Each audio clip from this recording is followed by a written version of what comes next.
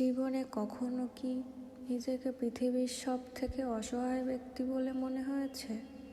কখনো কি দেয়ালে পিঠ থেকে যাওয়ার মতো পরিস্থিতি তৈরি হয়েছে?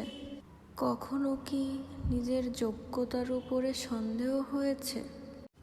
কখনো কি আফসোস হয়েছে যে কাশ যদি আরেকটু সময় পেতাম, কাশ যদি সময় থাকতে নিজেকে পরিবর্তন করতে পারতাম? প্রত্যেকটা মানুষের জীবনে এমনও সময় আসে যখন নিজের ক্ষমতার উপরে সন্দেহ হয়, মনে হয় যে আমার দ্বারা আর কিচ্ছু হবে না। আমাদের জীবনের কিছু ব্যর্থতা আমাদের আত্মবিশ্বাসের উপর আঘাত হানে, নিজেকে এটা ভাবতে বাধ্য করায় যে আর কোনো সিচুয়েশন, আর কোনো পরিস্থিতি, আর কোনো পরিবেশ কোনোটাই নেই। সত্যিই দেয়ালে পিঠ থেকে গিয়েছে।